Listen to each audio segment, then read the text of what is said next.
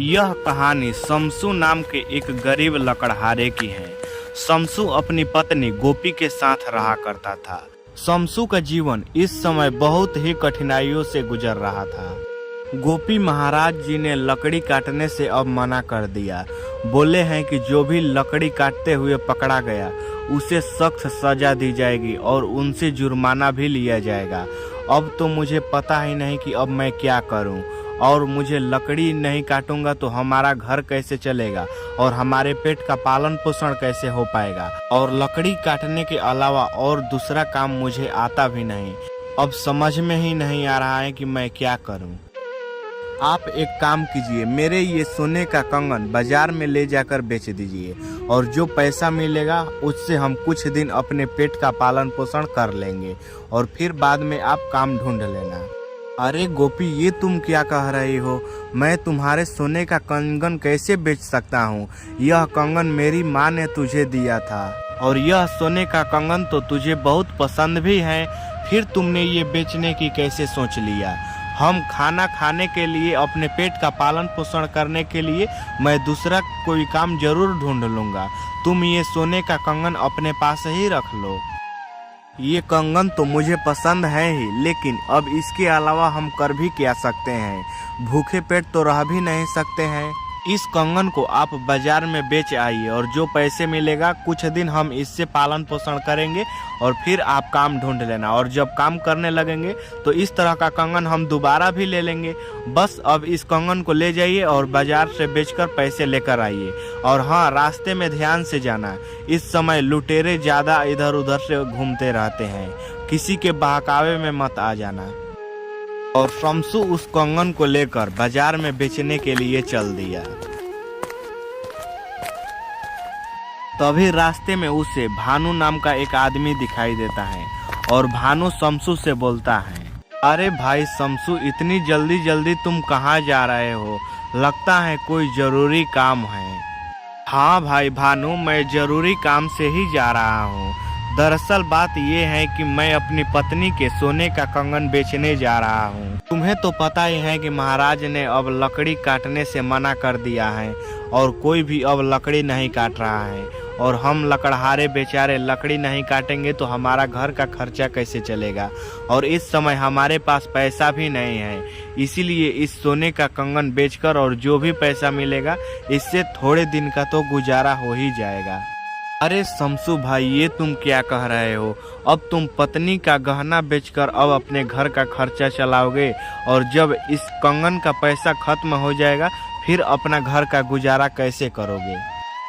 अरे हाँ भानु भाई, ये तो मैंने सोचा ही नहीं, लेकिन मैं अब कर भी क्या सकता हूँ? मुझे लकड़ी काटने के अलावा और दूसरा कोई काम भी नहीं आता।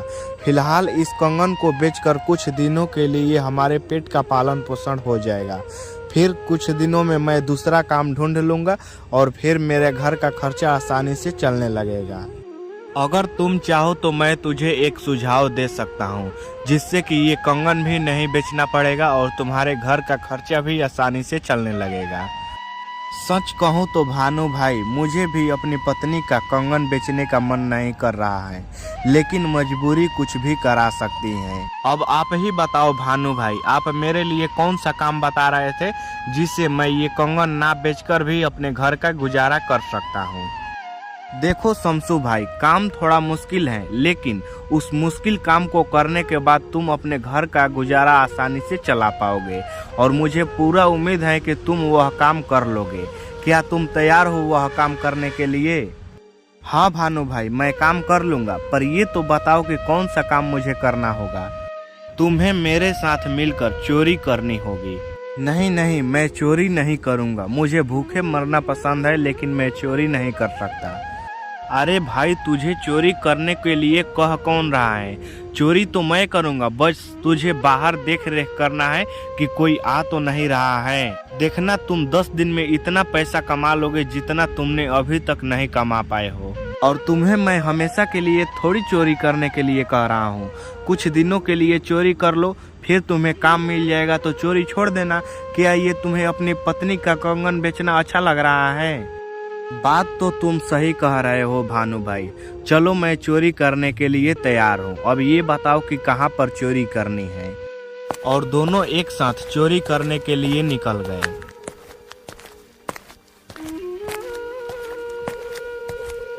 तभी बीच रास्ते में झोला लिए खड़ा एक आदमी दिखाई देता है। देखो शमसू, वो झोला लिए खड़ा हुआ आदमी दिख रहा है ना, उसी का झोला हम लोगों को छीनना है। उसमें जरूर पैसा होगा। तुम उसके पास जाओ और उससे ऐसे बात करो जैसे कोई अनजान व्यक्ति किसी से बात करता है, और तुम उसे अपने बातों में उलझाए रखना। और अभी मैं इस पेड़ के पीछे छिप जाता हूँ, और जैसे ही उसे बातों में ज्यादा उलझा लिए होगे तो मैं पीछे से आकर वो झोले को छीन लूंगा। जाओ जल्दी जाओ। तभी शमसू उस आदमी के पास गया और जाकर बोला, अरे भाई तुम कहाँ जा रहे हो और इतना परेशान क्यों लग रहे हो? क्या तुम अपनी परेशानी का कारण मुझे बता सकते हो? अरे क्या बताऊं भाई, मैं इस समय बहुत परेशान हूँ। मैं अमरपुर का रहने वाला हूँ और मेरी माँ अपने माई के मतलब मेरी नानी के यहाँ गई है और उसकी तबीयत ज़्यादा खराब हो चुकी है, और डॉक्टर ने कहा है कि 10,000 रुपये तुरंत लेकर आओ, नहीं तो तुम्हारी माँ नहीं बच पाएगी। और मेरे पास पैसे भी नहीं था, इसीलिए मैं अपना दुकान बेच दिया और ये 10,000 रुपये मैं लेकर रुद्रपुर जा रहा हूँ। और मैं इस रास्ते से पहली बार जा रहा हूँ और मुझे पता ही नहीं कि अब यहाँ से मैं किस तरफ जाऊँ, और मुझे वहाँ जाना बहुत जरूरी है। भाई यदि तुम रुद्रपुर जाने का रास्ता जानते हो तो कृपया करके हमें जल्दी बता दो, मुझे जल्दी वहाँ पर पहुँचना है।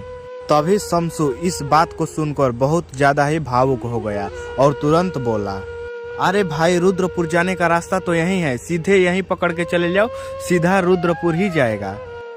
अरे भाई क्या हुआ, तुमने उसे जाने क्यों दिया? झोले में पैसा नहीं था क्या? अरे नहीं भाई, झोले में तो पैसे उसके 10,000 थे, लेकिन उसकी माँ की तबीयत बहुत ही ज़्यादा खराब थी और वो अपनी दुकान को बेचकर अपनी माँ की इलाज करवाने के लिए जा रहा है, इसीलिए मैंने उसे जाने दिया।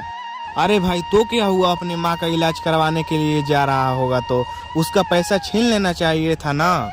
अच्छा भानु भाई, तुम एक बात बताओ, जैसे मान लो कि तुम्हारी माँ की तबीयत खराब है और तुम अपना घर बेचकर अस्पताल जा रहे हो और रास्ते में तुमसे किसी ने पैसा छीन लिया, तो तुम क्या करोगे उस समय? अरे भाई मैं तो तड़प कर ही मर जाऊंगा, क्योंकि जब मेरी माँ ही नहीं रहेगी तो फिर मैं किसके लिए जी पाऊंगा।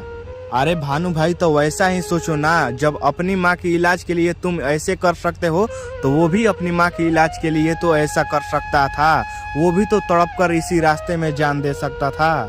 और उसकी माँ से भी मेरी माँ की बातें याद आ गई। मेरी माँ कहा करती थी कि कभी उस पर जुल्म मत करना जो पहले से ही मुसीबत में हो। और एक बात और कहा करती थी कि 4 घंटे अधिक मेहनत कर लेना, लेकिन कभी चोरी मत करना, क्योंकि चोरी लोगों से तो छुपा सकते हो लेकिन ऊपर वाले से कभी छिपा नहीं सकते। और जब ऊपर वाला हिसाब करने लगेगा तो बहुत तड़पाएगा। और भगवान की कृपा से आज मैं बड़ा पाप करने से बच गया, और मैं कसम खाता हूँ कि आज के बाद कभी भी चोरी नहीं करूँगा, चाहे कितनी भी बड़ी मुसीबत आ जाए। अरे हाँ शमसू भाई, तुमने तो मेरी आंखें खोल दी। मैं भी आज के बाद कभी भी चोरी नहीं करूँगा, ये मेरा वादा है। और ऐसा कहकर दोनों ने हमेशा के लिए चोरी छोड़ दिया।